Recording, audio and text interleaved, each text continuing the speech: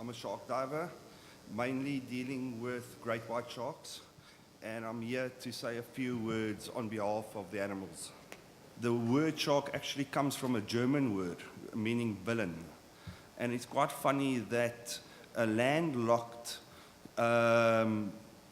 culture would name the villain of the ocean. And even today in the English language and worldwide, people still fear these animals without without seeing one in their lives. Back to South Africa, this is the front page of a newspaper 3 months after a shark attack. A 13-year-old boy lost the lower half of his leg due to a white shark that interacted negatively towards him. The headline is "Shark Terror in Falls Bay. A huge great white tries to snatch fishermen." Now, I've been working 15 years on shark boats, and these sharks have never tried to snatch me off the vessel.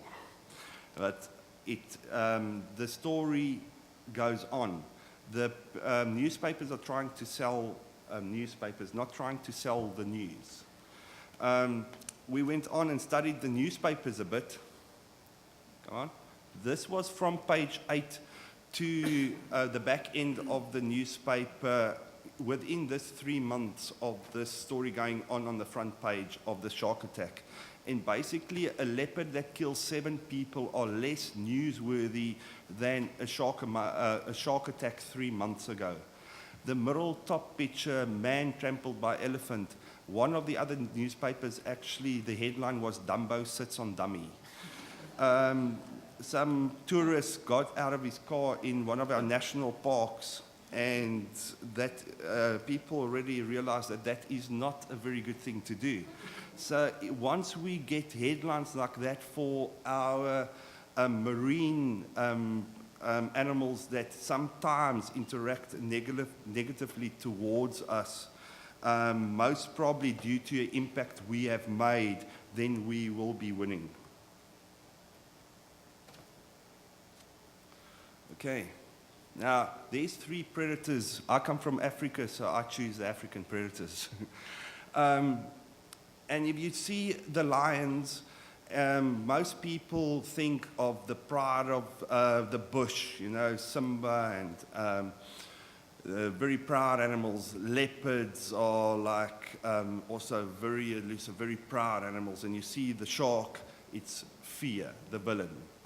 And it's quite funny that most people, if you do not go to Africa, will not see one of that 3 animals ever. But everybody has a different opinion about things that their mind has already been made up upon. White sharks is a wild animal, and animals like work on self-preservation. If they do not have to get into physical contact, they don't have to get hurt, and so their life expectancy is basically longer.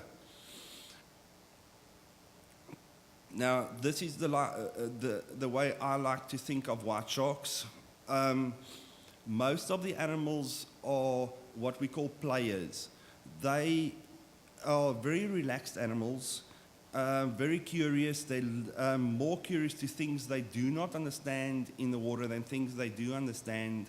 And most of the animals that's so relaxed and curious are willing to interact with me.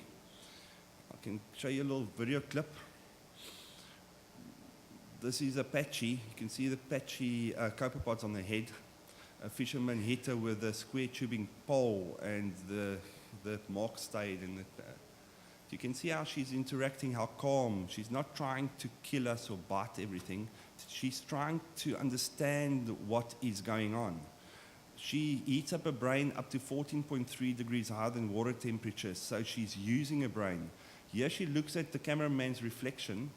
She goes down. She mouths the bottom of the engine cover. Put the camera in, she says, "Oh, that's something new." She comes and looks at that. I put my hand out in the water. She comes to my hand, and I give her a tickle. At least she thinks I'm a good tickler. You can see that this is the same day, same animal. The animal keeps on coming back because it does not understand the stimulation that we are giving it, but it's also trying to learn and understand from it. Now, a mindless killer wouldn't do that. Now, I always tell my audience, if you forget everything I say and you see a white shark in the water and you remember this slide, you will most probably survive and have a good tale to tell. This is the basic rules of any predator. Firstly, do not run away from the shark. All food runs away from the sharks. And do not chase the animals, because then you're a little predator chasing a big predator. And importantly, keep eye contact with the animal. It knows when he's got the upper hand or not. Now, the middle one, do not chase the animals. That's a term that everybody goes, yeah, right. You think I'll chase a great white shark. Now, my brother, just gives a diver a camera. Instantly he becomes a predator because he wants a picture. And instantly, when the animal comes, animal turns in front of the diver and the person's going forward to try and take his picture.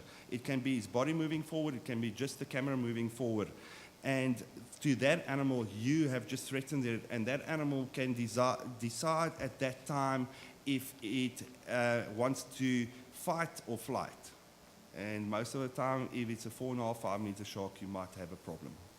We work with the animals, we try and have a zero impact on the environment.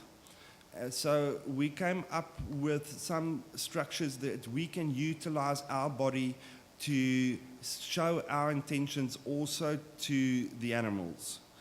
Every animal, living animal on the planet, has an inner space that it feels comfortable other living animals coming into. And with humans, it's easy. If you speak to somebody, the distance you're speaking from him, that's the distance you feel comfortable. If the person comes normally closer, you feel uncomfortable, you move a bit further away.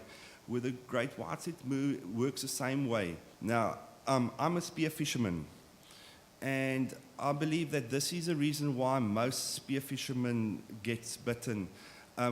We dive on breath hold diving, and if you dive down underneath the shark, if you've seen the shark or not, to the shark that is extreme threat, because the shark that's below is more dominant than the shark on top. So if you go dashing after a fish down below underneath the shark, you have just threatened the animal, and the animal will retaliate. Now, there's a big debate going on about chumming. I don't think everybody here heard about chumming. So I got myself hold of 40 tons of chum, a whole dead whale, and we went diving with the sharks. We had 21 sharks, 20 males and 1 female.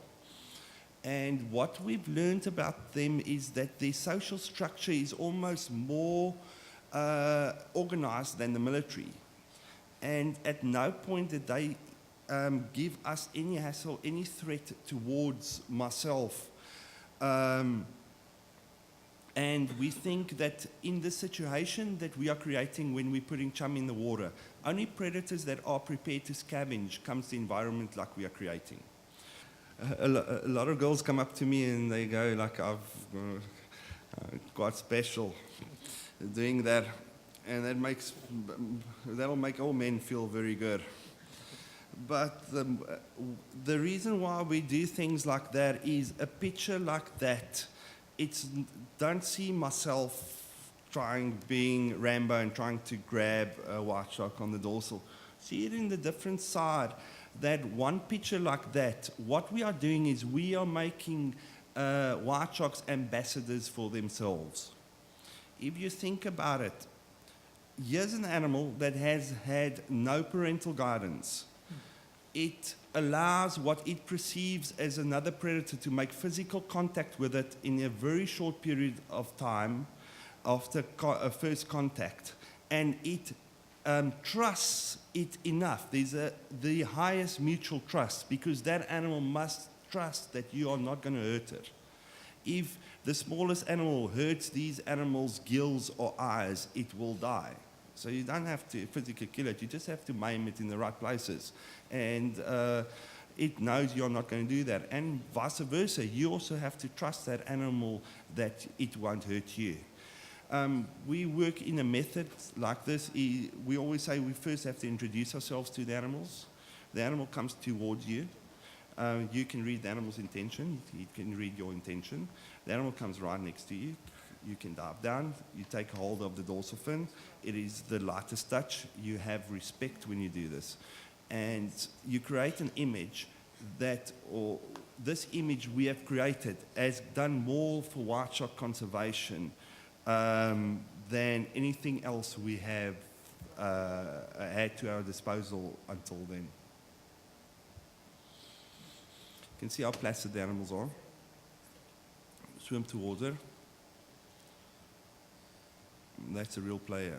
You can see it doesn't increase in speed, doesn't change its swimming pattern, and she dragged me through the water for about 40 meters.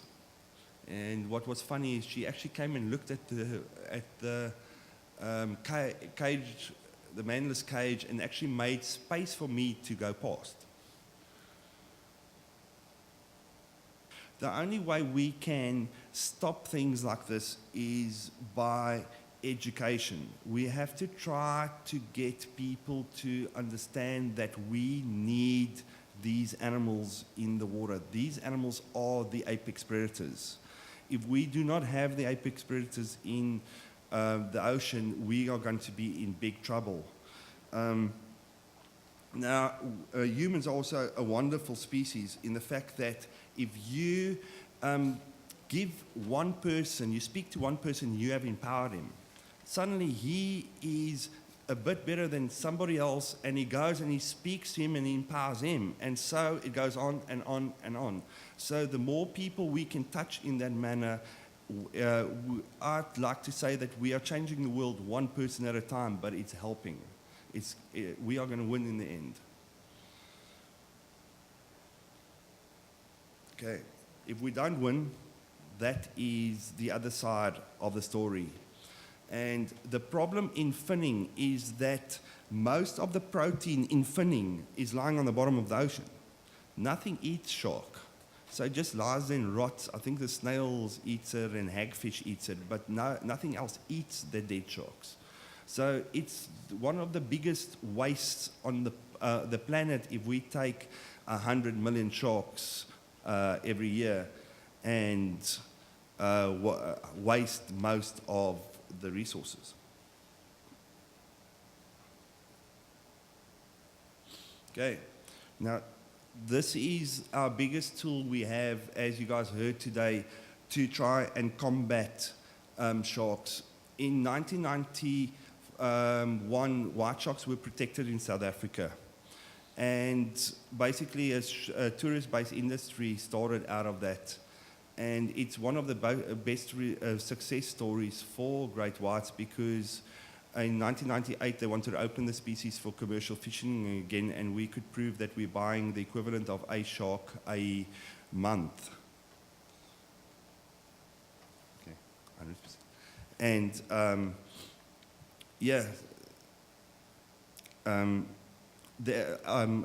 past that, a lot of other shark species in South Africa also started up.